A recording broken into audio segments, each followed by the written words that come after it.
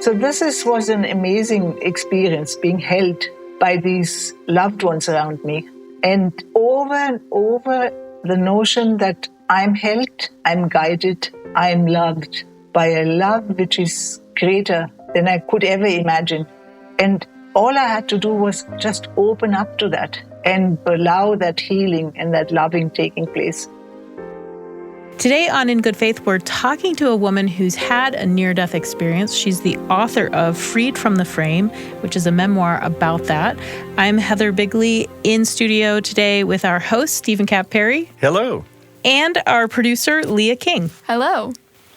So guys, I met Mariana when I was in India. I was staying in New Delhi as a Fulbright recipient.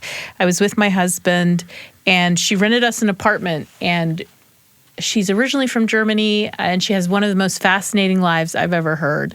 And when we talked about our end-of-life series and talking about near-death experiences, I knew immediately I've got to call Mariana and ask her if she'll talk for us on our show.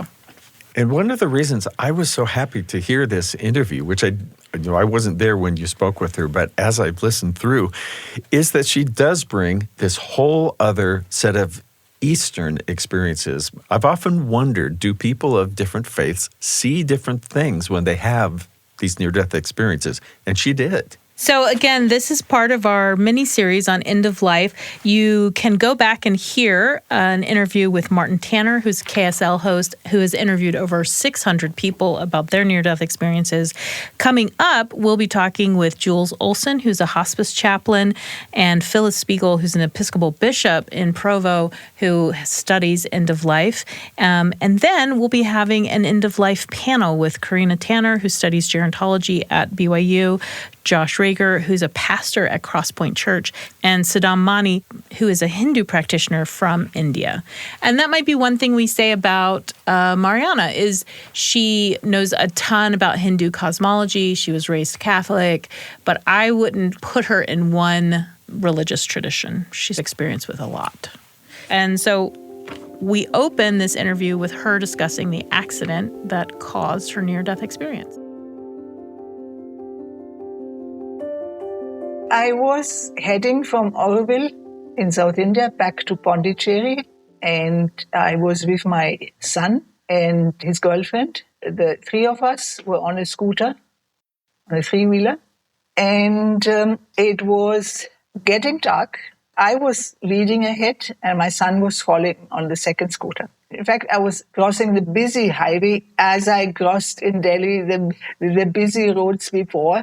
It was something which had an incredible setting because it was just the time when the sun was going down, and in India that goes very fast, and everyone was switching on their light, almost like setting the stage for a miracle to unfold. And when I just crossed and I was moving on in line with the traffic, I was hit by this motorbike. I was blown off from my three-wheeler and was shooting up into the air, and I was landing not on the road, on the busy highway. I was landing in the Divine Mother's lap, being enveloped, being cherished, being filled, being flooded. Every fiber, every muscle, every organ was just flooded with this incredible love, which I had never experienced before. How long did it feel like you stayed there in that experience of incredible love and being enveloped by the divine? Eternity. I was out of the frame of time and space. It was as I was coming home. I was finally reaching home. And then to wake up not in the lap of the Divine Mother, what was that like?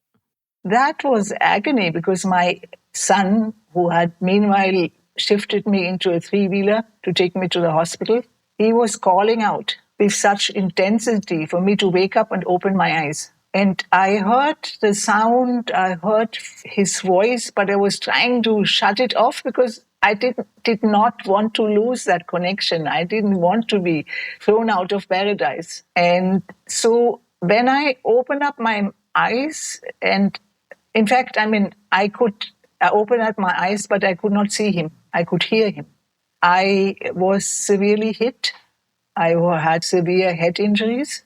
I'd broken my neck, and I knew that there was something with my neck, and I could barely speak, but I gathered all my strength to tell him that the scooter fellow has to slow down, because they were rushing to the hospital, and I was on these bumpy roads. My neck was shaken, and my son was holding me then tighter, and his whole shirt and everything, I was bleeding profusely, and the pain was so severe that I was very tempted to pass out and go back. But there was this voice which was telling me clearly not to leave the body, to stay with the body and not run away from it. And the ride to the hospital seemed to be very long, and I was kept being tempted to pass out again. Every time I was tempted, the voice came in and said, you need to stay with the body. If you are not staying with the body, you're going to lose it. So this carried on even after I'd been to the hospital, and they were starting to figure out what happened and all. And I kept asking the doctors, okay, have you figured it out? Can I pass out now while I can't take the pain anymore? I can't take it more. I can't take it more. And they said, yes, you go to sleep. But the voice would come and say, do not leave the body. Stay with the body. Go deeper. Go deeper. And there already my first lesson came, how to go deeper and deeper and deeper to find a place where it was bearable to be. Yeah, that's interesting. You're in all of this pain and your body's been heavily traumatized. So it might be really frightening to be told, go deeper into the body. I found a place of rest. It took a long time because it didn't work to begin with. I mean, it was a long stretch.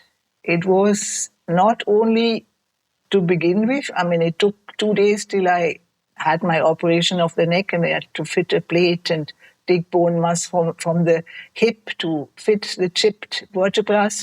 And I mean, it was a very lengthy and very dangerous operation. And so this agony, the pains were even afterwards there. And it took me some time to learn how to go even deeper and even deeper. That, and I mean, find that place of rest, or even go deeper into that dark chamber, which I later on called the dark chamber of the Divine Mother, the womb, the dark womb of the Divine Mother, where one comes very close to death. It appears to me that is the sort of final landing place where we all reach in the end. You're listening to In Good Faith. More in just a moment. I'm Stephen Kapp Perry. When you talk about current events, do you ever feel like you have to tiptoe around people you know, or maybe even family members? Because it seems like some topics are just like landmines. Can I even bring up this topic and have a civil discussion without starting a civil war within my family? Check out the podcast Top of Mind with award-winning journalist Julie Rose. Top of Mind dives into those tough topics, but it does it in a way that actually models how to have intelligent conversations, ask questions out of sincere curiosity, seeking to understand. Top of Mind is not trying to take a position and change your mind or persuade you. It is exploring. You'll come away with more empathy and clarity so that you can become a better citizen, a kinder neighbor, even family member. Listen to Top of Mind wherever you get your podcasts. Welcome back to In Good Faith. We're listening to Heather Bigley talk to Marianne Bahri about her recovery from a near-death experience. So in America, we have a fascination with near-death experiences, and often we concentrate on, I had this experience that traumatized my body, and then I went and I saw and I experienced something. We don't often focus on or pay attention to the recovery, the long, long recovery. And from what I understand, you had to heal. You had to learn how to walk again. You had to learn how to use your hands again. You had to build all the strength back up into your body. This was an incredibly long process. When I met you, how long before had been the accident? Well, the accident was end of 2013. Okay, and I met you in 2019. And even then, I remember having this moment with you where I was trying to open a bag and I wanted some scissors to open a bag from the store with food in it. And you were like, no, you have to open it with your bare hands. You have to keep your strength. You have to build your strength. And that's, I think, the first time you actually mentioned your accident to me, because I was trying to get the easy way out with the scissors. So even then, 6 years later, you were still like consciously thinking about your recovery.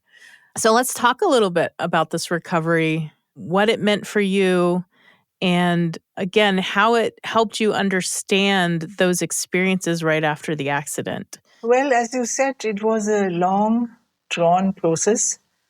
And it was basically, it was a pilgrimage. It was a pilgrimage within. It was a pilgrimage to find the core, to find the healer within. And there was always calling out for help, because in the healing process, there was often one hit the bottom, and it was just things were not moving anymore. And it didn't look like I would be able to get out of the wheelchair. It didn't look like I would be able to walk again or something. And in that sort of process of developing the capacity to surrender brought in a very different dimension. Because before, I was always onto that sort of framework of either or. Suddenly there was this thing of the need of surrendering and accepting what happened. If this is the way I'm going to be, if I'm going to live my life in a wheelchair, it is okay. I surrender to it. I accept it. I'll deal with it. I'll be okay with it. But at the same time, keeping that faith alive, calling out for the grace, calling out and seeing in a visualizing that I would be able to dance again, climb mountains again, to swim again. Having that capacity at the same time in that process of surrender. Because before it was, if I surrender, that means I'm sitting back, God will do everything, and if it doesn't happen, then it's His will. So the whole relationship with the body changed. I had to change the attitude in which I was dealing with my body. I had to love my body in spite of hating it for being so miserable, so being so incapable. I had to deal with the fact what it means to be an invalid, to be somebody who cannot live out of the strength of that body anymore. I had to deal with my body as a small child who responds, and I have to listen, and I have to go the body's way, not my fixed idea of pushing through things in the fastest way possible. My whole way of relating to the body had to change. I had to start loving the body. I had to stand up and fight for it. I had to tell the doctor, this is not going to work for me. My body is not willing to take this. I would have to tell the physiotherapist what my body wanted and what my way of the body is of healing. I had to go on a different path, which I didn't know. I just had to listen very carefully and be in tune with the body, being very, very close, not being in my mind and spinning around, but being with the body in that moment, sensing the body and perceiving what the body had to say to that. And that way, the body tells its own truth. The body doesn't lie. And I had to trust my body more than anybody else. And talk to my body, talk to these different parts, because they all had something to say. I had to tune into it and be available to what it said, even if it was incredible and didn't make sense at that moment. Marianne, I'm wondering if you were raised in a religious home. Yes, I was raised in a very Catholic believing home in a village in West Germany. And there was a deep belief, and there was rituals about Mother Mary. We used to pray the rosary and all, and so strong that I was convinced that I wanted to become a missionary doctor in India or in Africa. And that all fell apart with the age of 14. my whole notion, what life is about and what God is about, was that there is a caring God, there's a loving God, and He will not create harm. He will not allow that anything happens to me. And since I was very deeply linked with my grandfather, he was in the neighboring village. He died in one night, and it took about 3 days till he was found. And it was really shocking for us.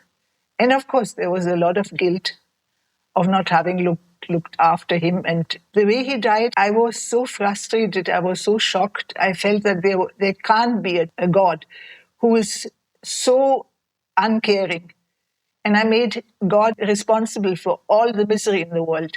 And I just chucked him out of my life. So how did you come back to spirituality? How did you come back to the divine?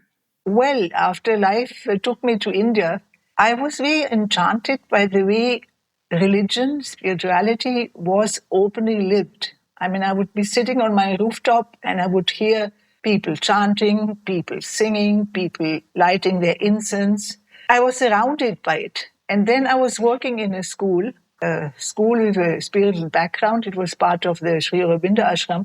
And there every morning started with prayers, every morning started with meditation and all. And slowly it was seeping in that there was a deep longing for that connection, for that unity, which I had as a child. And I felt like I was thrown out of paradise with that decision which I'd made myself. And something in me was longing to get back to that somehow. Of course, it took some time to just remove all the pain, to look at all that, what drove me away from it. That had to be cleared out gradually.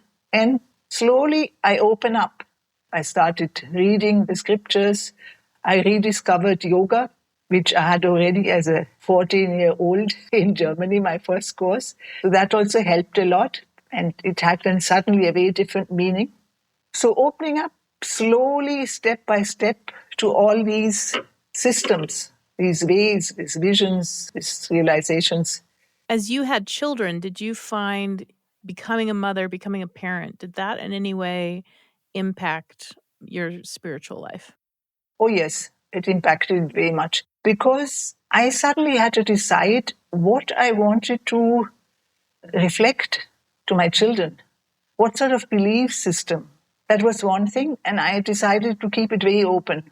So I would suddenly find myself celebrating all the Catholic, all the Christian festivities, and with all the stories, with all the background, that suddenly came alive again, and I was exposing my children to this. And then the other thing is, my son, when he was 3 years old, he kept talking about his past lives. And in the school I was teaching, I was encountered a number of 3 years old who remembered their past life. And for me, it was that I felt it's just stuff which kids talk, but it wasn't like that.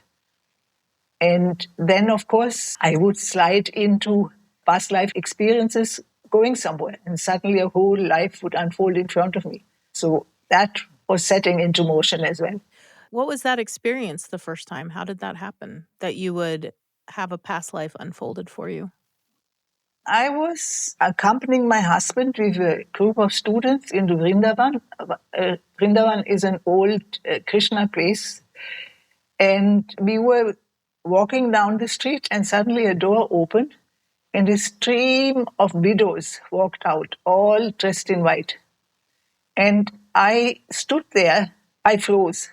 And I looked into the eyes of one of them, and suddenly a whole past life sequence was unfolding. And I don't know for how long I stood there. The widows had gone, the group of students had also gone with my husband, and I felt completely lost and shaken up because this was something I couldn't deal with. This was stuff which I didn't believe in and I'd never experienced before, and it just blew my mind. And then afterwards, I kept falling into that existence in dreams, or I would wake up, or I would just stand somewhere, and suddenly another flashback of that came. And after that first one, several would come. I would walk into Old Delhi, and suddenly I knew exactly what's around the corner in an area where I've never been. I knew there's this house and there's this and that, and I would get frightened and go back and say, I can't deal with this. This is too much. A sort of mental frame, that logical frame that holds us, just blue completely. So what helped you reconcile those visions with a new frame? It took a while. I remember the kids who were talking so playfully about it, and I started realizing there must be something. If a 3-year-old can so playfully talk about it as it would be the most normal thing, and not just one, several one, then I started studying it. And I noted it down what these 3-year-olds had to say. And I found it suddenly something which is real, something which is true, and it's not just the fact that I was maybe too long under the Indian sun. It's something which is something that I can integrate into myself and open up to it and see what happens. And a lot of whiteness came in. I suddenly would walk into old buildings, palaces and all, and I could start going backwards and forwards in time because there was that mental tight frame had opened up. And I could, with a little effort, just experience how it must have been 300 years ago in that place, what was happening. So there's this idea that all of us have continued on, like we have an eternity behind us and we have an eternity before us. I think this is such important context for your accident and what you experienced after the accident, and because you had this foundation already, a way of thinking about yourself and thinking about your place in the universe, so that when the accident happens and you have this miraculous experience, you were open to it. You were ready. You were sort of prepared for it. Surely it was. And I must add also that the night before the accident, I was sitting at the seaside. I was at a crossroad and I was calling out to the universe to give me a sign. What is the right way? And then I was in agonizing pain and wondering what this was all about and almost sliding into my victim role, that life is there to crush me down. And I suddenly remembered this was the answer from the universe. I think of you as this really capable person. I'm sure you were really capable before the accident, and then you're put into this position, you said earlier, of being an invalid. How did that change your relationships with the people around you? And did you learn anything about your relationship to the divine through that experience? Well, first of all, the relationship with people around me was so caring. So I was so much looked after. Everybody was right there to be with me. And I was looked after day and night. There was my son, my daughter, my husband, who went out of their way to just be with me and help me to go through this phase, because it was unpredictable. I would wake up and be in such agony because I wouldn't have slept the whole night because of the pain. And my son would come in with a beautiful piece of music and play to me. He would just look at me and he knew exactly what I'd gone through the night before and lift me out of this agony stage. A beautiful piece of music where I suddenly realized, and even if I can't dance anymore, my whole body is dancing. My fingers, my cells, everything is dancing. So I had the most beautiful care around me. My sister would fly in from Germany to be with me and look after me, to pitch in. So was an amazing experience, being held by these loved ones around me. And then, of course, over and over, the notion that I'm held, I'm guided, I'm loved by a love which is greater than I could ever imagine. And all I had to do was just open up to that and dive in deeper and deeper in it and allow that process to happen, to allow that healing and that loving taking place. That was Heather talking to Marianne Bahri, the author of Freed from the Frame, a memoir about her near-death experience. A theme that I found in this interview was the idea of being held. It started with, in the near-death experience, she was held by this divine mother, and then when she was re-entering her body and going deeper and deeper, she found this dark place of safety, like Heather was talking about before. And then she found that same sense of safety with her family. And I think that's a really important message for us, that we can find these aspects of the divine within the people that we love.